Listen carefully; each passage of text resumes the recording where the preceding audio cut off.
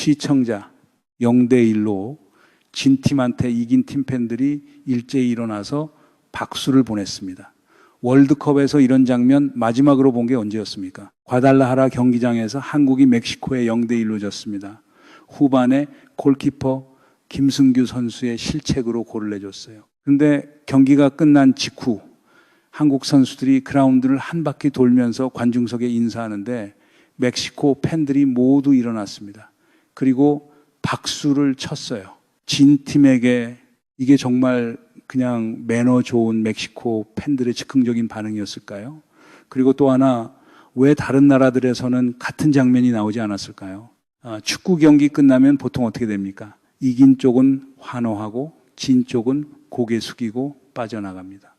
과달라하라에서는 그 그림이 안 나왔어요. 그리고 같은 월드컵에서 다른 조합들을 보면 아르헨티나하고 알제리 팬들은 타임스퀘어에서 맞붙었습니다. 세네갈 팬들은 1대3으로 진 뒤에 거리로 쏟아져 나와서 분노를 폭발시켰고요. 캐나다하고 카타르 선수들은 그라운드 위에서 충돌까지 했습니다. 그런데 한국하고 멕시코만 강남 스타일을 같이 추고 있었어요. 여러분, 이거 진짜 가볍게 볼 그림이 아닙니다. 오늘 이걸 세 층으로 같이 까봅시다. 표면, 동기, 결과, 한국이 이번 월드컵에서 진짜로 어디까지 와 있는지 그 그림을 보겠습니다. 이건 단순한 스포츠 매너 얘기가 아닙니다. 한 나라가 20년 동안 쌓아온 문화자산이 경기장 밖에서 어떻게 작동하는지를 보여주는 장면이에요. 표면적으로는 한 게임이었습니다. 골키퍼 실책으로 진 패배한 줄이 점수판에 추가됐어요. 그런 수치는 누구나 봅니다. 근데 그 밑에서 한국이 진짜로 뭘 얻고 있는지, 그게 진짜 이야기예요. 그 이야기를 우리가 같이 까볼 겁니다. 세 가지 질문이 핵심입니다. 첫째, 과달라하라 경기장 안팎에서 실제로 무슨 일이 있었는가? 둘째, 왜 이런 그림이 한국하고만 가능했는가? 셋째, 이게 한국한테 진짜로 의미하는 게 뭐냐? 지상파 보도만 보고 있으면 이 구도는 절대 안 보입니다. 한국 골키퍼 실책 30번 반복 재생하면서 아쉽다 한마디 붙이고 끝내거든요. 정작 진짜 큰 그림은 거의 안 다룹니다. 우물 안개구리 시야로는 광장이 안 보이거든요. 그래서 우리가 같이 들여다보려는 건 그 표면 아래입니다. 먼저 경기장 안부터 짚어봅시다. 한국이 진 게 맞습니다. 그런데 어떻게 졌느냐를 봐야 해요. 스페인의 전설적인 축구 평론가 문도 말디니, 이분이 멕시코 TV 채널에서 일하고 계신 분입니다. 본인도 멕시코 측 방송에서 인정했어요. 한국이 경기 내내 우세했고 무승부로 끝날 경기였다고. 그리고 한국이 32강에 무난히 진출할 거라고도 했고요. 그러니까 멕시코 측 해설자가 본인이 응원한 팀이 이긴 게임을 두고 솔직히 무승부였다고 시인한 겁니다. 이게 쉽게 나올 수 있는 말이 아니에요. 후반전에 고란계를 내준 건 김승규 선수의 실책이었습니다. 인정해야죠. 그런데 그 다음 장면이 흥미롭습니다. 같은 김승규 선수가 교체 투입된 아틀레티코 마드리드 소속 바르가스 선수의 슛을 막아냅니다. 이 대형으로 벌어지는 걸 막은 결정적인 선방이에요. 실수도 했고 만회도 했다는 거죠. 그리고 김민재 선수, 멕시코의 주포 라울 히메네스를 사실상 봉쇄했습니다. 철벽 수비라는 표현이 과장이 아니에요. 멕시코 공격수들이 한국 수비 라인 앞에서 꽁꽁 묶였습니다. 자, 이게 경기장 안그림입니다. 졌지만 못한 게 아니었다는 거죠. 그런데 진짜 보기 드문 장면은 경기 끝난 뒤에 나옵니다. 한국 선수들이 그라운드를 한 바퀴 돕니다. 패배한 팀이 관중석에 인사하러 가는 거예요. 그러자 멕시코 팬들이 일제히 일어났습니다. 그리고 박수를 쳤어요. 이긴 팀 팬들이 진 팀 선수들에게. 이게 경기장 안 풍경이고 진짜는 경기장 밖에서 펼쳐졌습니다. 과달라하라 시내. 경기 전날 밤부터 한국 팬과 멕시코 팬이 같이 노래 부르고 같이 춤추고 같이 사진 찍고 서로의 응원가까지 따라 불렀습니다. 다음 날 경기에서 맞붙어야 할 두 나라 팬들이요. 한 식당에서 강남 스타일이 우연히 흘러나옵니다. 한국 팬들이 먼저 춤을 추기 시작했어요. 그러자 멕시코 팬들이 합류했고요. 그날 밤 과달라하라 도심에서 한국인과 멕시코인이 한데 뒤엉켜서 강남 스타일을 같이 부르며 춤을 췄습니다. 여기서 끝나면 그래도 양국 팬 우정 얘기로 정리됩니다. 근데 다음날 아침이 진짜 충격이에요. 한국 팬들이 보이지 않는 광장에서 멕시코 팬들끼리 자발적으로 강남 스타일 안무를 추고 있었던 겁니다. 한국인 없이요. 강남 스타일이 이미 멕시코 팬들 자체의 축제 콘텐츠가 된 거예요. 멕시코 현지 언론은 한 발 더 나갑니다.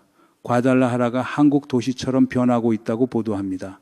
강남 스타일 안녕, 골든 호스 안녕이라는 헤드라인까지 등장했어요. 한국 선수단 가족들이 멕시코에 입국하는 장면까지 취재할 정도로 관심이 쏠렸습니다. 그리고 멕시코 시티에서는 더 인상적인 장면이 있었습니다. 한 한국인이 멕시코 팬들 사이에 섞여서 함께 멕시코의 승리를 축하하는 모습이 포착됐어요. 보통 월드컵에서 상대국 팬을 만나면 신경전이 벌어지기 마련인데 이 한국인은 멕시코 팬들과 어깨를 나란히 하고 같이 춤추고 환호했습니다. 주변 멕시코 팬들도 그 사람을 끌어안고 같이 기뻐했고요. 패배한 나라의 팬과 승리한 나라의 팬이 함께 웃는 그림, 이게 월드컵에서 쉽게 볼 수 있는 장면이 아닙니다. LA 코리아타운에서도 비슷한 장면이 나왔어요. 한국 응원단이 거리에서 국기를 흔들면서 행진했는데 거기 살고 있는 멕시코계 미국인들도 함께 응원했습니다. 이게 진짜 그림입니다. 그런데 여기서 멈추면 표면만 본 거예요. 여기까지 보면 결론이 명확해 보입니다. 한국 팬들이 매너가 좋다. 멕시코 사람들이 정이 많다.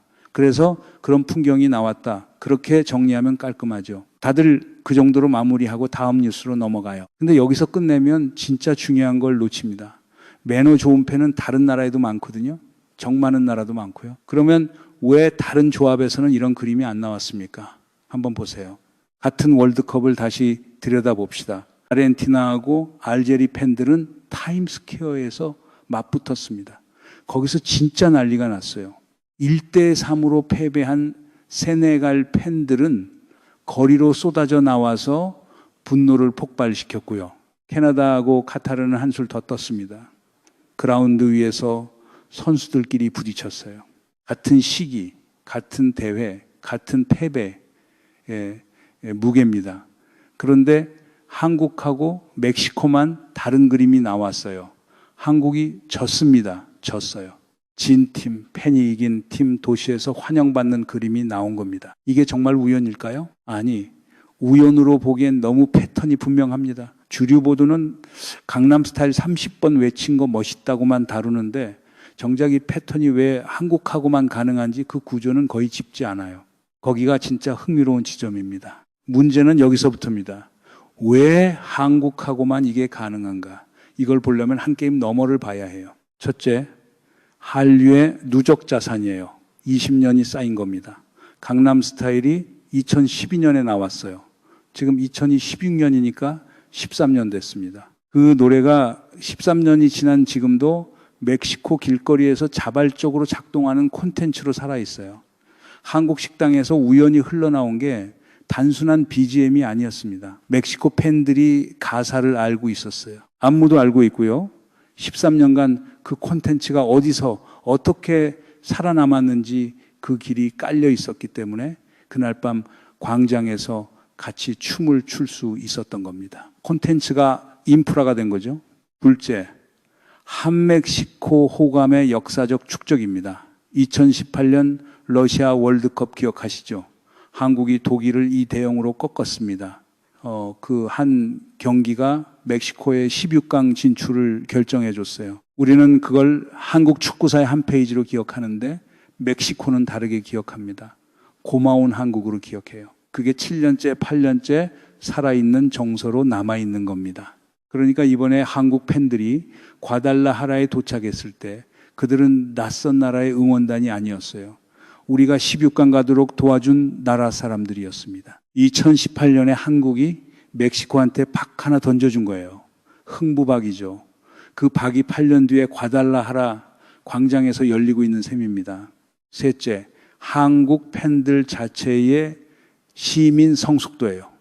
멕시코 매체들이 주목한 게 뭡니까? 한국 팬들이 호텔에만 머무르지 않았다는 점입니다. 시내 광장으로, 재래시장으로, 관광지로 직접 나갔어요. 현지인들과 어울렸고요. 어떤 분들은 루차리브레 마스크를 쓰고 사진을 찍었고 어떤 분들은 데킬라 잔을 부딪혔어요. 이건 그냥 관광이 아닙니다. 한국 시민사회가 외국에 갔을 때 어떤 결로 움직이는지 그게 그대로 드러난 장면이에요. 한국 사회가 지난 몇 년 동안 어떤 시기를 통과해 왔는지를 생각하면 이 결은 그냥 우연히 나온 게 아닙니다. 넷째, 멕시코 쪽에서도 환영 인프라가 이미 깔려 있었어요. 멕시코는 라틴 아메리카 최대 K-팝 시장 중 하나입니다. 멕시코의 젊은 세대는 K-드라마 보고 K-팝 듣고 한국어 배우는 게 일상이에요. 그러니까 한국 팬이 광장에 등장한 순간 그들에게 한국은 이미 문화적으로 친구였습니다. 멕시코 현지 매체가 정리한 표현이 그거예요. 축구에서는 경쟁자지만 문화적으로는 친구. 다섯째, 그리고 이게 진짜 흥미로운 부분인데요. 중국의 한알령 이후 한국 콘텐츠가 어디로 갔는지를 보세요. 2016년 사드 사태 이후 중국이 한국 드라마, 한국 영화, 한국 아이돌 공연을 사실상 다 차단했습니다. 그때 한국 콘텐츠 업계가 어디로 눈을 돌렸느냐? 라틴 아메리카였어요. 멕시코, 브라질, 아르헨티나 한 시장이 닫히니까 다른 시장에 더 집중적으로 콘텐츠를 흘려보낸 결과가 지금 과달라하라, 광장에 깔린 그 인프라입니다. 중국이 문을 닫은 게 결국 한국한테는 다른 시장을 열어준 셈이 됐어요. 그래서 멕시코 팬들이 지금 강남 스타일 가사를 외우고 있는 겁니다. 우연이 아니에요. 10년 가까이 한국 업계가 그쪽에 집중적으로 콘텐츠를 흘려보낸 결과입니다. 자, 이 5가지를 겹쳐서 보면 답이 나옵니다. 한국이 과달라하라에서 한 게 적벽대전 같은 거예요. 100만 대군이 무너진 게 무력 부족이 아니었잖아요. 동남풍 한 번에 판이 바뀐 거죠. 한국이 한 게 그거예요. 군대 한 명 안 보내고 콘텐츠로 바람을 깔아놓은 겁니다. 13년 동안요, 이게 말이 됩니까? 강남 스타일 한 곡이 13년째 지구 반대편에서 자발적으로 돌아간다는 거예요. 그래서 진팀 선수들이 그라운드를 돌 때 멕시코 팬들이 일어선 거고요. 결국 이 장면이 뭘 보여주는 거냐. 다른 나라들은 트로피를 위해 싸우러 갔습니다. 카타르도, 캐나다도, 아르헨티나도, 세네갈도 모두 이기러 갔어요. 한국도 이기러 갔습니다. 그리고 졌고요. 0대1로요. 근데 한국은 졌는데 졌다고 보기 어려운 자리에 서 있어요. 왜냐하면 트로피라는 게임 말고 다른 게임이 동시에 돌고 있었거든요. 그 다른 게임에서 한국은 지지 않았습니다. 여기가 진짜 핵심입니다. 한번 짚어봅시다. 이긴 팀이 진 팀 팬에게 박수를 친 게 아니에요. 강한 문화가 약한 결과를 덮은 겁니다. 한번 생각해 보십시오. 이건 그냥 멋있는 한 줄이 아닙니다. 이 한 줄에 한국이 지난 20년간 뭘 해왔는지가 전부 들어있어요. 1997년 IMF 외환위기 때 한국이 뭘 가지고 있었습니까? 반도체랑 자동차랑 그게 다였어요. 외환 보유고 거의 바닥났고 금모으기 운동까지 했던 시절입니다. 지금은요, 골 하나는 잃었지만 황금알 낳는 거위는 멕시코 길거리에서 매일 알을 까고 있는 셈이에요. 그 알이 뭐냐?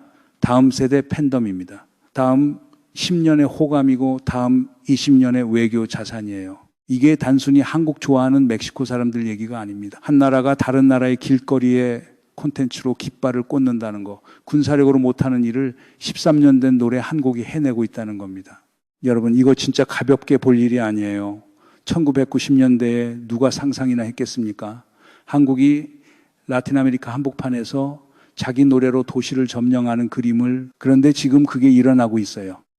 1918년 서울올림픽 한 번이 한국이 글로벌 무대에 데뷔한 사건이었습니다. 그때까지 한국은 아시아의 작은 나라 정도였어요. 그 이후로도 한참 동안 큰 변화는 없었습니다. 1997년에는 IMF 외환위기가 터졌고 한국은 망해가는 신흥국으로 글로벌 언론에 분류됐어요. 그런 한국이 30년 만에 멕시코 광장을 자기 콘텐츠로 채우고 있는 겁니다. 1918년에 서울올림픽이 한국을 글로벌 무대에 데뷔시킨 사건이었다면 2026년의 과달라라 광장은 한국이 글로벌 문화의 주류 자리에 앉아 있다는 걸 확인시킨 장면이에요. 어느 나라가 30년 만에 이런 변신을 한 적이 있는지 한번 찾아보십시오. 일본도 못했고 영국도 못했고 프랑스도 못했습니다. 한국이 처음입니다. 그러면 이게 한국한테 진짜로 의미하는 게 뭡니까? 4가지를 짚어야 합니다. 첫째, 외교 자산화입니다. 멕시코는 라틴 아메리카의 핵심 경제국이에요. 자동차 산업, 반도체 공급망, FTA, 한국 기업들이 라틴 아메리카에서 자리 잡으려면 멕시코는 반드시 통과해야 하는 관문입니다. 그런데 멕시코 정부와 멕시코 시민사회가 한국에 대해 어떤 태도를 가지고 있느냐. 이게 협상 테이블에서 즉시 점수로 환산됩니다. 멕시코 자동차 시장을 보세요. 기아하고 현대가 멕시코에서 어떤 위치에 있는지, 일본 도요타하고 혼다가 수십 년 동안 차지하던 자리를 한국이 빠르게 잠식했어요. 그게 그냥 차 만드는 기술로만 된 게 아닙니다. 멕시코 소비자들이 한국이라는 나라 자체에 호감을 가지고 있다는 토대 위에서 가능했던 거예요. 강남 스타일 안다는 게 결국 기아 자동차 매장에서 결정 한 끝으로 작동하는 거고요. 일본이 동남아의 ODA로 수십 년에 걸쳐 깔아놓은 그 호감 인프라, 한국은 다른 방식으로 라틴 아메리카에 깔고 있어요. 콘텐츠와 시민 외교로요. 그리고 비용은 일본의 10분의 1도 안 들었습니다. 둘째, 스포츠 외교가 진짜 외교라는 거예요. 2022 월드컵의 진짜 의의는 트로피가 아닐 수 있습니다. 어느 나라가 가장 호감 가는 나라로 끝났는가. 이게 4년 뒤, 8년 뒤에 진짜로 작동하는 점수예요. 한국 대표팀이 이번에 32강에 진출하든 못하든 한국은 이미 그 점수판의 다른 칸에서 승점을 쌓고 있는 겁니다. 그것도 다른 나라들이 거의 못 쌓고 있는 칸에서요. 한국이 지금까지 월드컵에서 진짜로 성적을 낸 적이 몇 번이나 됩니까? 2002년 4강이 가장 큰 기록이고 그 외에는 16강 진출이 최고였어요. 그런데 한국에 대한 글로벌 호감도는 그 성적과 무관하게 계속 올라가고 있습니다. 한국이 트로피 게임 말고 다른 게임에서 점수를 쌓고 있기 때문이에요. 셋째, 위기 상황에서 진가가 드러납니다. 글로벌 호감도라는 게 평상시에는 잘 안 보여요. 그런데 한국이 외교적으로 어려운 자리에 놓였을 때, 예를 들어 미국하고 중국 사이에서 선택을 강요받을 때, 일본하고 역사 문제로 부딪힐 때, 북한 도발로 한반도 위기가 고조될 때 그때 글로벌 여론이 어느 쪽에 서느냐. 이게 트로피보다 훨씬 큰 자산이에요. 멕시코 사람들이, 멕시코 시민들이, 멕시코 언론이 한국 편에 서느냐 안 서느냐 이게 13년 뒤, 23년 뒤에 진짜로 작동하는 점수입니다. 그런데 넷째가 가장 불편한 얘기입니다. 이 자산은 영원하지 않아요. 강남 스타일이 13년 갔다는 건 분명히 자랑입니다. 그런데 한편으로는 좀 무서운 얘기이기도 해요. 13년 동안 그걸 대체할 만한 게 안 나왔다는 뜻이기도 하거든요. BTS는 군복무 일정이 다 끝나가고요. 블랙핑크는 재계약 협상 얘기가 돌고 있고요. K-드라마 글로벌 점유율도 정체 신호가 나오고 있습니다. 솔직히 좀 헛다리 짚고 있는 분위기예요. 차세대 콘텐츠 파이프라인 얘기는 자꾸 나오는데 정작 13년 묵은 곡 하나가 여전히 일선에서 일하고 있잖아요. 그리고 일본을 보세요.